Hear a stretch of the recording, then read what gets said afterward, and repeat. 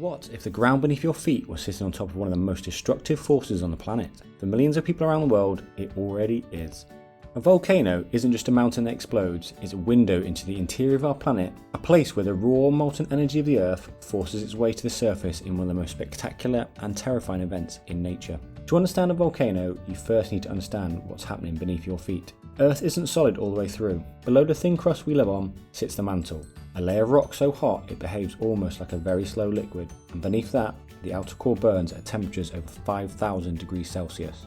Deep in the mantle, in certain conditions, rock melts into magma, a superheated mixture of molten rock, gases and minerals. Magma is less dense than solid rock around it, so it does what any less dense material does, and it rises. Over thousands of years, magma finds weaknesses in the crust, cracks, fault lines, thin spots, and pushes upwards relentlessly. It collects in vast underground chambers called magma chambers, sometimes just a few kilometers below the surface. Think of a magma chamber like a pressure cooker. The magma inside is superheated and packed with dissolved gases. As pressure builds, those gases want to escape, and the only way out is up. Before a volcano erupts, it gives warnings.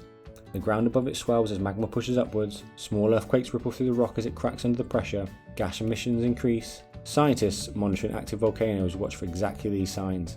A swelling mountain is a volcano preparing to speak. When the pressure finally exceeds what rock can contain, the volcano erupts. The vent, which is the opening at the top, blasts open, and magma, now called lava, explodes upwards at speeds of over 600 meters per second. But lava is just one part of the story. The type of eruption depends on the type of magma. Thin, runny magma produces rivers of glowing lava that flow slowly down the mountain, dramatic but often survivable. Thick, sticky magma traps gases inside and produces explosive eruptions of terrifying violence. The most deadly product of an explosive eruption is a pyroclastic flow, a superheated avalanche of gas, ash, and rock fragments that can travel at over 600 km per hour at temperatures exceeding 1000 degrees Celsius. It was a pyroclastic flow that buried Pompeii in 79 AD, killing thousands in minutes. At the same time, an eruption sends an ash cloud into the atmosphere, sometimes reaching 40 km high. These clouds can circle an entire planet, blocking sunlight and lowering global temperatures for years.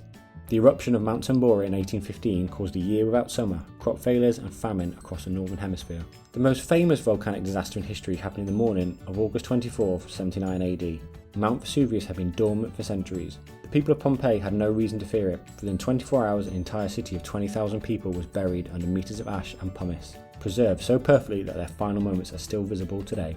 In 1883, the island volcano of Krakatoa erupted with the force of 10,000 nuclear bombs. The explosion was heard 5,000 kilometers away, the loudest sound ever recorded in human history.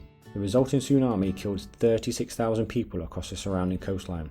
But all of these pale against what scientists call supervolcanoes. Beneath Yellowstone National Park in the United States sits a magma chamber so vast it could fill the Grand Canyon 11 times over. Last time it erupted, 640,000 years ago, it blanketed half of North America in ash and plunged the planet into years of volcanic winter.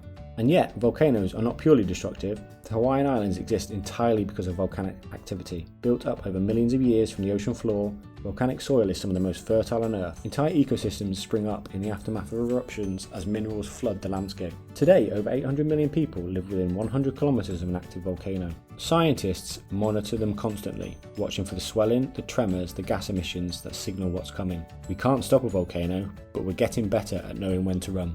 Volcanoes are proof that our planet is still alive, still moving, still reshaping itself beneath our feet.